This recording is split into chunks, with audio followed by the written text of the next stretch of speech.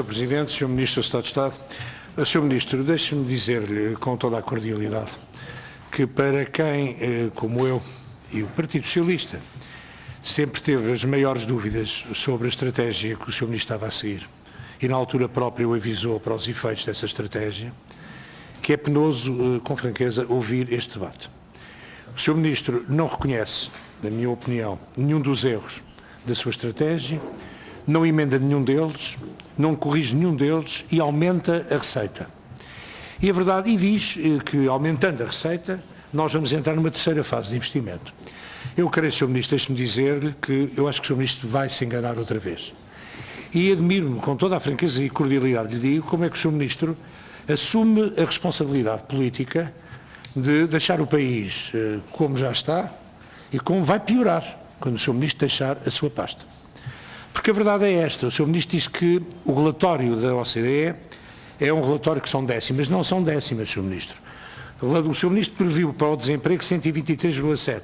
OCDE, para a dívida 123,7. 132, não são décimas.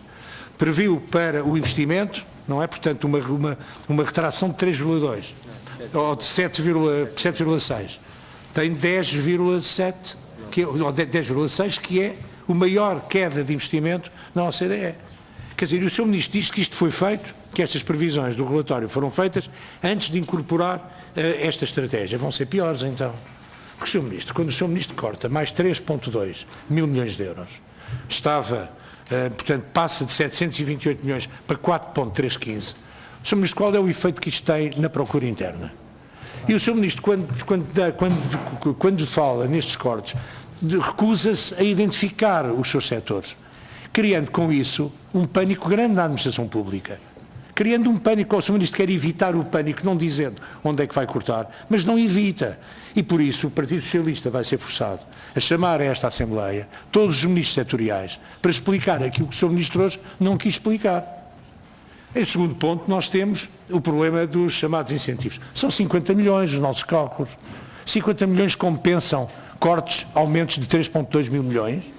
Quer dizer, sinceramente, nós não percebemos, nem compreendemos como é que o Sr. Ministro diz que vai entrar numa terceira fase, quando o caminho que está a ser seguido é o caminho das fases anteriores para pior, porque há uma progressão geométrica. Se o Sr. Ministro viesse aqui dizer que o Estado ia pagar as dívidas que tem às empresas, as dívidas do Estado Central das autarquias, que ia fazer uma conta corrente com as empresas, que ia pregar no IVA de caixa e dizer que o IVA de caixa ia se aplicar a mais gente e não tinha aquele acerto de contas no fim do ano, nós aí podíamos perceber e aí dizer que sim, pode haver aí uma mudança de estratégia. Mas esta mudança, os 50 milhões, o IVA, o IRC, mas quem é que investe sem procura interna, Sr. Ministro? É preciso ir às empresas. As empresas não querem mais dinheiro, muitas delas, as PMEs, querem clientes, Sr. Ministro. Querem clientes para fazer emprego e para poder investir. O Sr. Ministro bem pode reduzir o IRC. Se não tiver alguma procura interna, o Sr. Ministro vai ver nas PMEs que não vai, seguramente, por aí. Aliás, Sr. Ministro, quero dizer também, com cordialidade, quero dizer que as avaliações em relação ao DEL que são feitas são espantosas. No que toca às exportações, o aumento de 0,8%, as coisas têm vindo a cair.